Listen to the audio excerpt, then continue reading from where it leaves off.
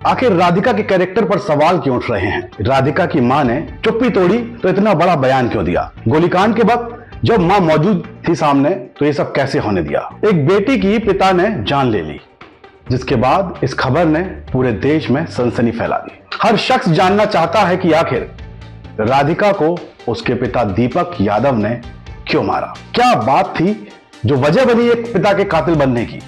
क्योंकि राधिका तो एक उभरता हुआ सितारा थी, अभी उसे बहुत लंबी दूरी तय करना थी। ऐसे में वो क्या था जो दीपक की आंखों में चुभ रहा था? ऐसे में पहली बार राधिका की मां मंजू यादव ने अपनी चुप्पी तोड़ी है दोस्तों, जिसके बाद कई सवाल खड़े होने लगे हैं। सवाल इसलिए क्योंकि अब इस कांड में राधिका की मां मंजू यादव भी कटघरे में है। वजह है उनका वो बयान जो दीपक के बचाव में दिया गया। राधिका की मां ने अपने पहले बयान में अपनी बेटी के चरित्र यानी कि कैरेक्टर के बारे में जो कुछ भी बताया वो हम आपको बताएंगे, लेकिन आपको बता दें कि गुरुग्राम पुलिस के मुताबिक राधिका की मां मंजू यादव ने लिखित में अपना बयान देने से इनकार कर दिया है, साफ मना कर दिया है वो उसके पिता के बचाव में है। ऐसा क्यों? राधिका की मां मंजू का ये रवैया भी उनको शक के घेरे में ला रहा है।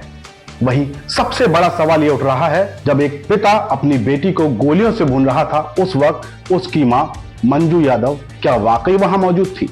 क्योंकि राधिका के केस में सच फिलहाल कई सवालों की परत के नीचे छुपा हुआ है। कई वजहें सामने आ रही हैं जो कि इस जांच के जरिए धीरे धीरे सामने आती जाएंगी। वहीं भले ही राधिका की मां मंजू ने लिखित में अपना बयान ना दिया हो, लेकिन उन्होंने जो कुछ भी कहा वो जान लेते हैं, जिसमें उन्होंने राधिका के कैरेक्टर का जिक्र किया है। दोस्तों, राधिका को तेज बुखार था और वो अपने कमरे में थी। मुझे नहीं पता कि उनके पिता ने राधिका की हत्या क्यों की, जबकि राधिका का चरित्र बिल्कुल ठीक था। इतना ही नहीं, राधिका के चाचा कुलदीप यादव ने भी अपनी भतीजी के कैरेक्टर के बारे में बहुत कुछ बताया है। राधिका के बारे में बताया है कुलदीप ने। कुलदीप के मुताबिक उनकी भतीजी के बारे में लोग गलत गलत बातें बोलते रहते हैं। राधिका के कैरेक्टर पर लोग उंगलियां उठाते रहते हैं, लेकिन लोग उनकी भतीजी के बारे में बिल्कुल गलत बोलते हैं। ऐसा कहना है चाचा कुलदीप यादव का। हालांकि राधिका के चाचा ने यह भी कहा, यह भी बताया कि उनके घर में किसी तरह की कोई झगड़े की बात नहीं थी जो उठ रही थी, अभी तक मीडिया रिपोर्ट्स में बताया जा रहा था, जो कि हत्या की वजह बन सके। इस वारदात के बारे में चाचा कुलदीप यादव ने बताया कि घटना के वक्त वो घर पर ही मौजूद थे। अचानक ही उनको धमाके जैसी तेज आवाज सुनाई दी। गोली चलेगी तो धमाका होगा।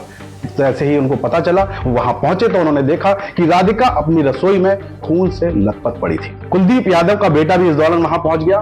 फिर दोनों मिलकर राधिका को एक प्राइवेट अस्पताल में ले गए, जहां डॉक्टरों ने उसको मृत घोषित कर दिया। उसकी जान नहीं बचाई जा सकी। दोस्तों, वहीं पुलिस की एफआईआर के मुताबिक राधिका के पिता दीपक यादव ने अपने बयान में सारी बात को कबूल कर लिया है कि उन्होंने ही अपनी बेटी की जान ली। उनकी बेटी के कैरेक्टर पर लोग सवाल उठाते थे, ये भी कहा गया, लेकिन लोगों की ये बात पूरी तरह से गलत है। वहीं जहां तक राधिका के भाई धीरज कुमार की बात है, घटना के दौरान वो घर पर था ही नहीं।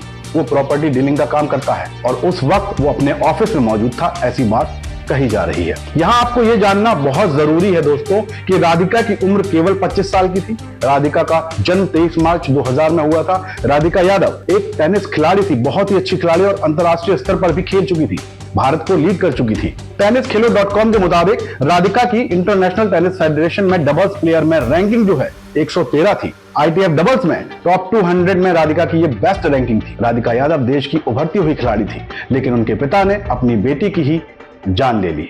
आसपास के सभी लोगों को जब इस बारे में पता चला, इस घटना की वारदात के बारे में जानकारी हुई, तो सब हैरान है, सब सन्न है कि आखिर ऐसा हुआ क्यों? दीपक यादव ने ये सब क्यों किया? क्या वाकई इसके पीछे कोई और राज हो सकता है? कोई और कहानी भी और सामने आ सकती है? क्योंकि पुलिस पूरे मामले की जांच कर रही है, अभी तक ठोस कुछ भी सामने नहीं आया। अब ये देखने वाली बात है कि इस मामले में परत दर परत क्या खुलासे पुलिस करती है और सच्चाई कैसे लोगों को पता चलती है। तो मामले से अपडेट रहने के लिए आप बने रहें हमारे साथ। हमारे चैनल को लाइक और सब्सक्राइब जरूर कर लें और बनिए हमारी ताकत, क्योंकि तकदीर का तो ऊपर वाला देख लेगा। दोस्तों, मेरी कोशिश है कि तस्वीर ये सूरत बदलनी चाहिए। जय हिंद, जय भारत।